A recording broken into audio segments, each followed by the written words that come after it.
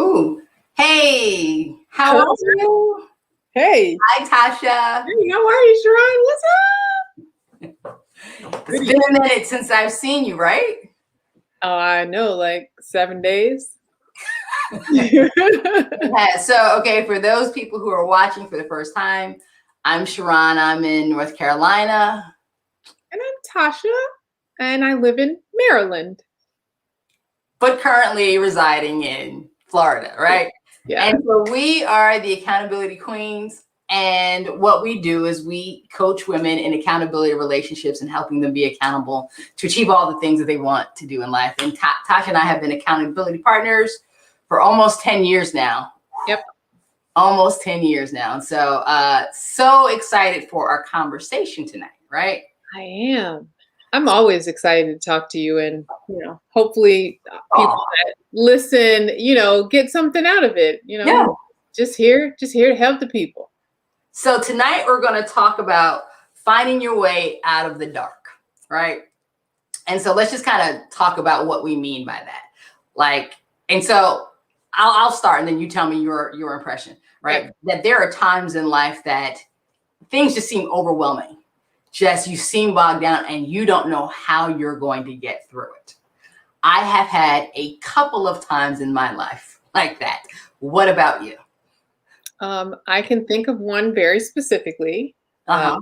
when I was younger, but as an adult, kind of with married and kids and job and school, and yeah, there's been times where it seems very overwhelming. Yeah. Yeah. Very overwhelming.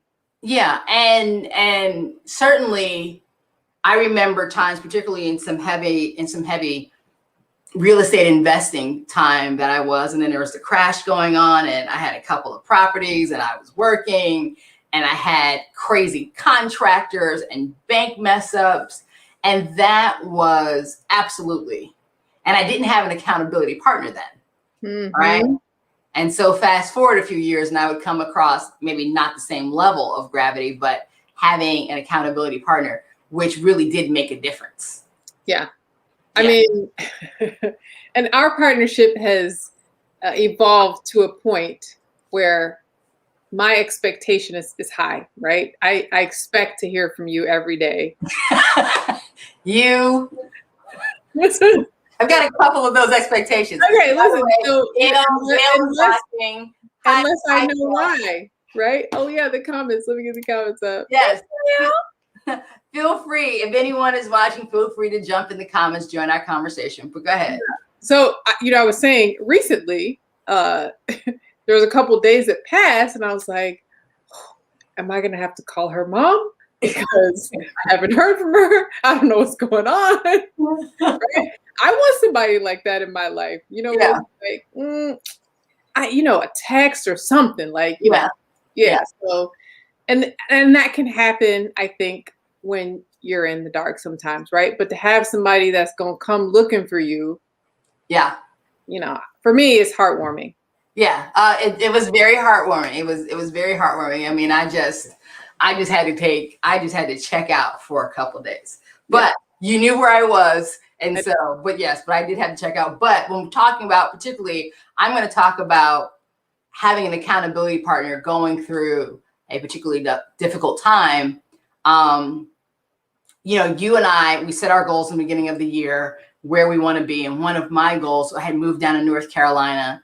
I was renting, but I still owned my house. And I was trying to get out of my house. And it was a very difficult time. And there were some other investments that I owned. And I'm trying to get out of all this stuff because I was trying to get to being debt free. And it was like, and then all these roadblocks, and it just became overwhelming. And really just being able to have you as my accountability partner, just say, hey, have you considered this? Hey, have you considered that? Because it wasn't emotional for you. Right.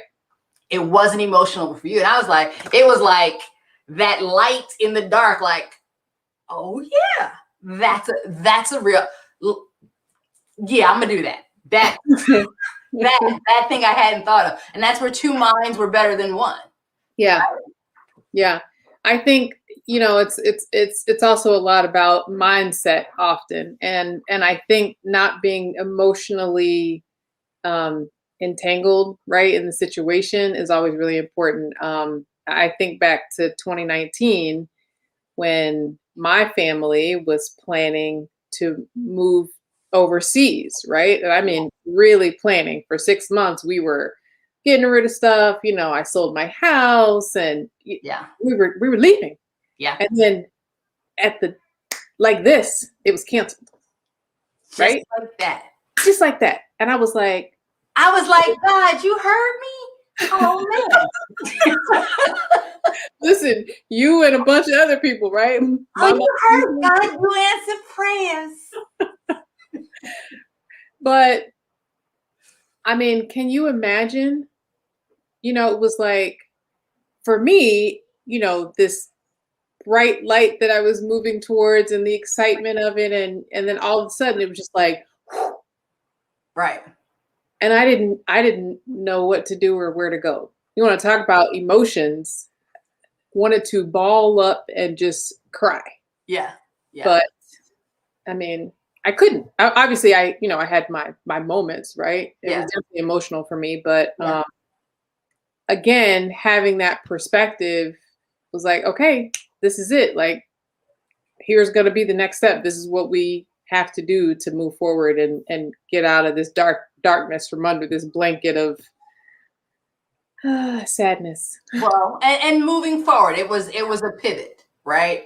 Definitely. And looking back, right, hindsight, we can say if you had been in 2019, you were going. If you had been overseas now, 2020. It's so hard to see that in the moment, though. No, you can absolutely. No, that's what I'm saying. Past tense, you're just like, whew, maybe not the worst thing in the world. And I think I try to look at that, if things don't work out for me, I'm just like, oh, well, all right.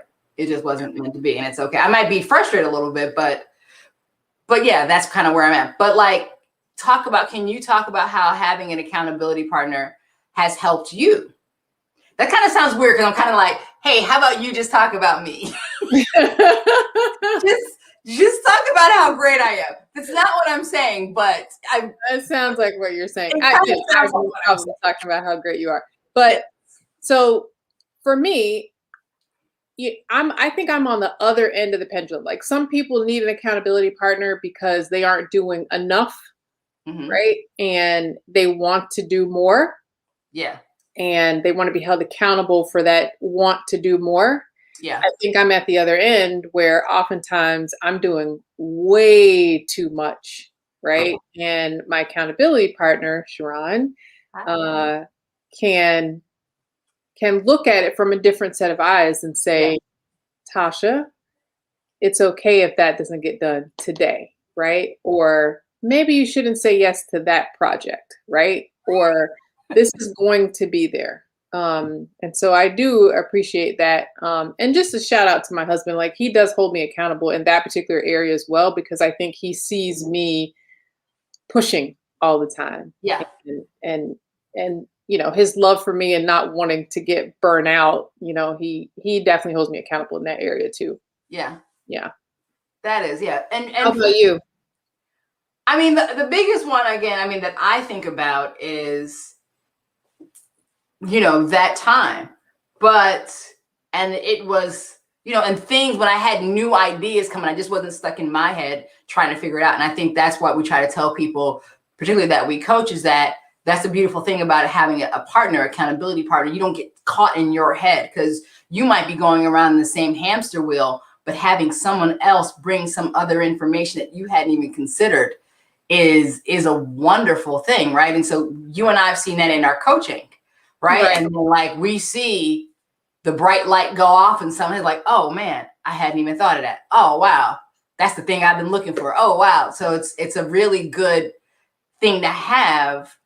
And what do you always say? You always say that weird thing that I always find funny, but you know what I'm talking about. When two minds come together and it's like a third eye. Bring that up right now. It's fine. No, we got to do it now because a third kind of invisible force is created. Well, you got to say the whole thing, Tasha. I don't remember exactly the whole thing. You can't just put me on the spot like that. I mean, that's the gist of it. That's the heart of it, when right? two people come together, a third being, you would say. I said invisible force. Okay, an invisible force. See, this is why I never really liked that whole thing, because I'm like, what's the invisible force? But kind of like, but I'm kind of owning like this is sort of what it is, right? Because that energy is there, right? And it helps you to see things, and it empowers you to say, okay, I can keep going. There is light at the end of this tunnel, right? I just got to keep moving, and hey, thank God for having a partner to kind of help shed that light. Yeah, I think if I was sitting here thinking like, what would the 3 most important things be, to tell someone if they're trying to find their way out of the darkness, right? I think the first one would be to allow someone in. Oftentimes when we're in the dark, we want to keep that door closed and just be in the dark by ourselves, right? So I would say, absolutely let somebody in. Right. And then 2, when you do let them in, listen to them. Right? You don't have to, I feel like, act and move right in the moment, but appreciate that someone is trying to bring in some fresh air or some bright light for you. Right. Listen to it, just kind of receive it, absorb it. And I think 3 would be, move, right? A little bit, do something, right? In order to get out of that darkness. Yeah. So Gail says prayer is a good start. Yes, we believe prayer is a good start, right? Yeah, I mean, because I think about when I was in, particularly several years ago, and there were just so many moving parts in my life, and they were just like, and I'm like, oh my God. It was the weight of that, right? The weight of that stress can take you out, right? If you're not mentally strong enough, and sometimes that's what it takes. I mean, and then sometimes it's difficult to find that mental strength, that mental fortitude to kind of keep going. But yes, having a partner helps with that. And because it can overwhelm you. And to your point, moving is so important because you just got to do something. Just got to do something. Now, how do you think it is being an accountability? And I don't think we've had this experience, but when we see people who don't want to take the help, right? They just want to stay in the dark. So I guess my question is, how do we encourage someone who's holding someone else accountable who doesn't want to move? Like, what would you suggest?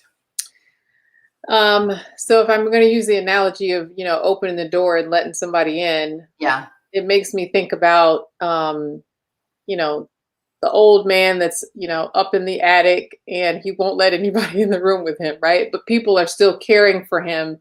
They're still coming. They're leaving the food tray outside the door so that when he does open the door, he'll have something to eat, or sliding something under the door. And so I think I would say, continue to knock, continue to care, because that's all we can do. If they don't want to let you in, we're not going to push the door in. But as an accountability partner and a friend, would continue to care. Is it? So I just have to say this. Was this a well-known story? Because I don't know that story. Just. You mean to tell me you've never seen a movie where there's like an uncle or a granddad or, somebody like locked up in the room and they just take like food tray and leave it outside because he won't let anybody in? I think in a movie Soul Food. Yeah. Okay. That's a good example. Come on, dude. I just wasn't like well-known story. Yes, it is a well-known story. Everyone has the uncle in the attic. Do they?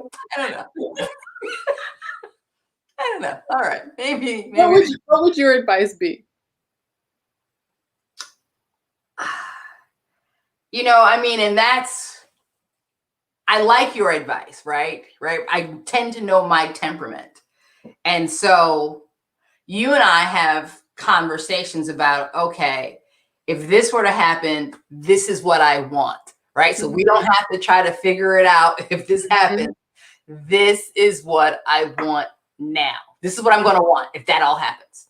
right? Yep. So when I have those conversations, because I tend to be opposite to you. Although I think you have the right mindset, so it challenges me to grow a bit.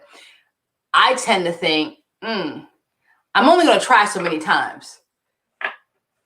If you don't want my help, I'll respect it, and when you're ready, you'll come to me. But I can only because I feel like everyone has the right to live the life that they want to live, and the good or bad consequences. And I don't, again, that's where I am. I don't know that that's the right way. I do like your approach though. Yeah. And listen, my approach is not always, tangible, right? I'm not saying literally keep calling, keep texting, keep doing whatever, because obviously, you and I know I've gotten to a point where it's like, how many times are you gonna keep calling, right? And they'll call you back. Sometimes you just have to stop. That doesn't mean I don't care anymore, right? I still do care, right? And Gail said prayer is a good start. Prayer is caring, right? I'm praying that, that person is well, right? Yeah. And that they're happy in their life, because that's what I want for them, right? And so I'm praying that this person is going to come out of the darkness. So I'm praying that, one day they will open the door, they will return that call, and I'll be there. Yeah.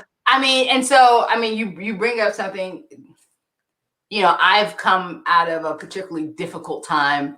For anyone watching, my stepfather recently passed, and there has been just a lot of chaos, for lack of a better word. It's so much that was kind of on my shoulders that I had to see myself through that I hadn't ever had to deal with before.